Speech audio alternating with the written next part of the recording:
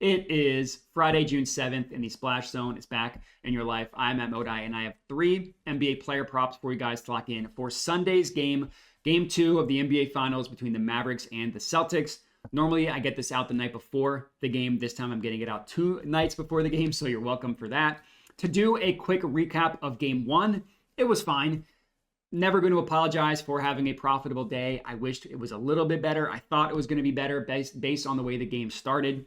But I went 2-2, up a little bit over half a unit on Game 1. We cashed out Gafford under 5.5 rebounds. We cashed out Porzingis over 1.5 made 3-pointers. But we lost Luka over his PRA, and we lost Derek Lively. We lost that over 1.5 assists. So all in all, 2-2, up 0.58 units on the entire season. That did get us above the 118 unit mark of profit, which is incredible.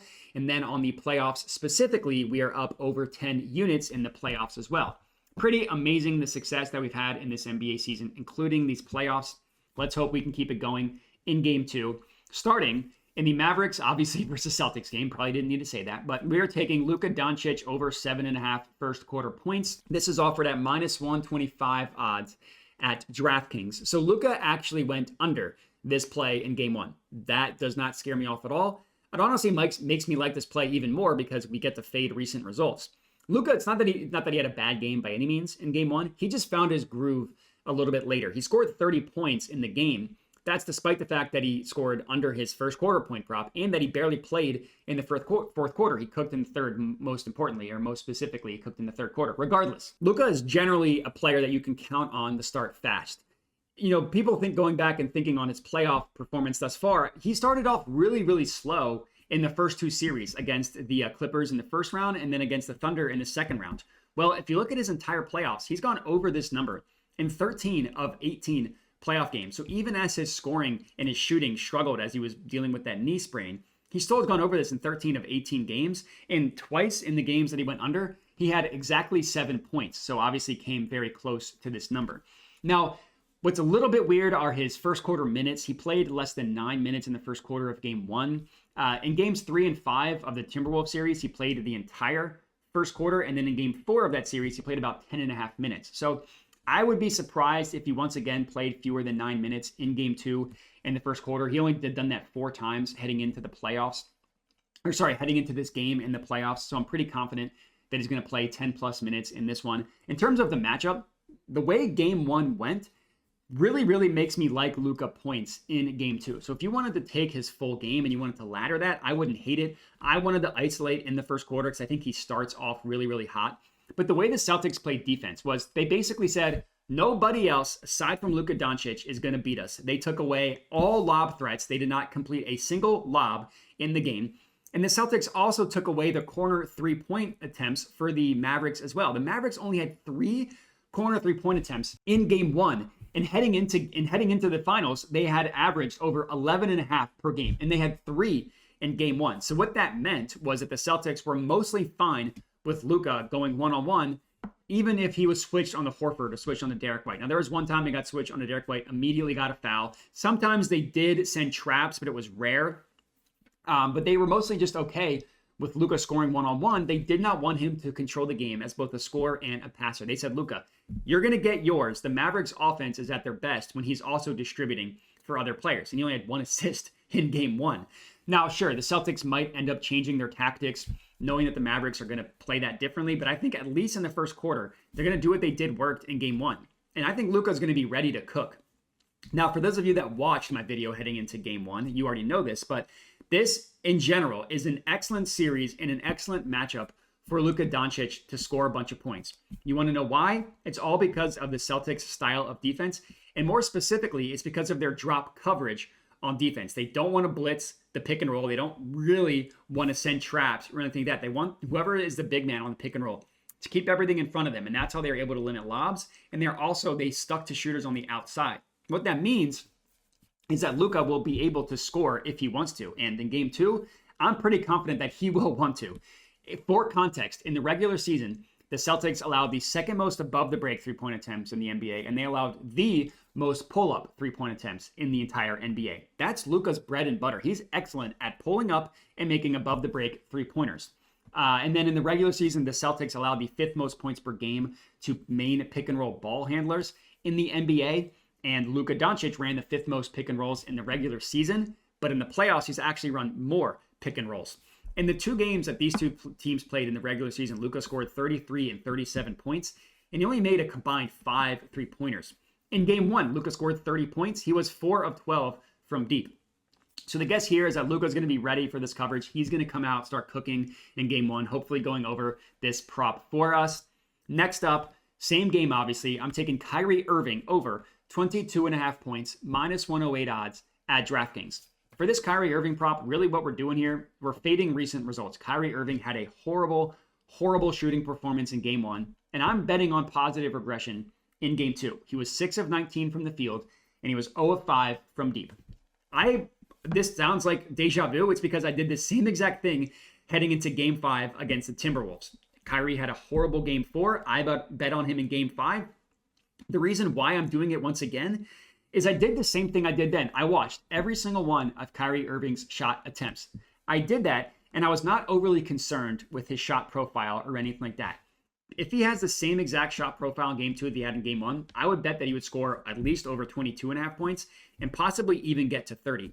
Now, if you want to sit there and tell me that the crowd booing Kyrie, he's in his head too much, he's not going to perform well in Boston, I have a hard time believing that. Kyrie Irving has played a ton of big games. I think instead he's going to show out in game 2. Now, of those 19 attempts, he missed a bunch of layups at the rim that you normally see him make. Now, if you want to say, well, the Celtics have really good rim protection, Kyrie Irving was making shots at the rim over Rudy Gobert, who's the best rim protector in the entire NBA. So I'm not scared off of the guys that the Celtics have.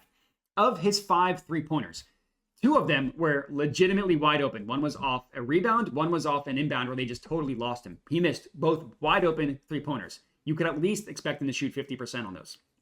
One of them was a pretty easy 3-pointer that he stepped into off of a pick and roll where Porzingis dropped pretty deep on the coverage. If you follow me on Twitter, one of the pictures I posted of all the Kyrie Irving 3-point attempts, I posted that on Twitter. One of them was, you see Kristaps Porzingis pretty far back on the pick and roll, leaving a ton of space for Kyrie Irving to pull up. He missed, but you expect him to make that more often than not. And then the other 2 he missed a step back over Sam Hauser in the corner, and he missed a pull-up 3-pointer against Peyton Pritchard. Those 2 defensive matchups you would expect Kyrie Irving to score on. And then from there, he missed a lot of pull-ups, floaters, running shots in the mid-range that you normally see him make. And, the logic for Luka scoring a bunch of points, it applies to Kyrie Irving as well. Celtics give up a lot of points to guards that can run and drive and run pick and rolls. Now, yeah, Kyrie doesn't have nearly the usage rate that Luka does, but his over-under is 10 full points lower, right? And after a horrible game 1 shooting performance, I'm ready to bet on Kyrie Irving to show out in game 2. That's our second play. Next up, third and final pick of the video, Daniel Gafford under 4.5 rebounds, plus 135 odds at BetRivers. I get that it's risky to have 3 plays with teammates, guys on the same team. I love all 3 of these. I'm not scared off. And really, the only 2 that are correlated is Luka and Kyrie points, and they're actually anti-correlated. So regardless, not scared off of this at all. And I'm also not scared of going right back to a play that we cashed in game 1. Now, I didn't get everything right in game 1, but my prediction on how I thought it was going to go with Dan Gafford, it was spot on. It's just not a good matchup for Daniel Gafford, and specifically not a good matchup for his rebound prop. The reason why? The Celtics take a ton of jump shots. Teams that take a lot of jump shots does not leave as many rebound opportunities on average for centers. To give you context behind that, the Celtics were the 4th worst matchup in the entire NBA when it comes to center rebound props. In the regular season, the Celtics gave up the 4th fewest rebounds to centers as well. The reason why? They attempted 42.5 3-point attempts that led the NBA in the regular season. In the playoffs, they attempted 38.9 regular 3-point attempts per game, That still would have led the league even in the regular season. In game 1, they attempted 42 3-pointers, right along with the regular season average. In game 1, Daniel Gafford had 3 rebounds on 8 rebound opportunities. And more importantly, all 3 of his rebounds were offensive. He did not get a single defensive rebound in the entire game. He had 3 overall. Derrick Jones Jr. had 6 rebounds. PJ Washington had 8. Luka Doncic had 10. Even Kyrie Irving had 3 rebounds, tying him with Daniel Gafford. I get that 4.5 is a low number, but it's a low number for a good reason. And not only that, I just don't think this is a series in which Daniel Gafford might even be able to stay on the floor. I think he might get played off the floor and have his minutes really get reduced. And that's another reason why I liked his under in game one. It's just not a series for him, even in general, right? You don't want him really to stay on the floor defensively because the Celtics 5-man lineup, you don't want Gafford guarding the perimeter, right? He was really valuable in the playoffs heading into the finals because in 2 of the series, he played against a big man who couldn't shoot in Rudy Gobert and Ivica Zubac. And in the other series, he could body Chet Holmgren. He could physically dominate Chet Holmgren. That is not, neither of those are the case in this Celtics series. He's either going to be going up against a center who can shoot and he can't body them down low. And he's not someone you want guarding the perimeter because he can't move his feet nearly as well as Dereck Lively. He's also not nearly as talented on the offensive end as Dereck Lively. Lively is a much better passer out of the short roll, a much better passer out of the dribble handoff. You really don't want to make Gafford have to make any decisions on offense. He's just not nearly as dynamic of a player as Dereck Lively. So with that thought in mind, Daniel Gafford played 14 minutes in game one. Dereck Lively played 18, and that was with Dereck Lively being in foul trouble basically the entire game. Even Maxi Kleber, who the Mavericks really haven't wanted to play that much, he played 18 minutes more than Daniel Gafford. So 14 minutes in game one. I wouldn't be surprised if he played even fewer than that in game two. I love fading him in this spot. His under PRA is a good look. I just thought the odds on the rebounds were way better, which is why I went with that. But regardless, that's all we got. 3 bangers in game 2 for you guys to lock in. Make sure to like the video, comment, subscribe, all that good stuff. And if you want, check out my Dub Club. If you're interested in getting all my plays, please send to you. But I appreciate everybody for watching and have a good one.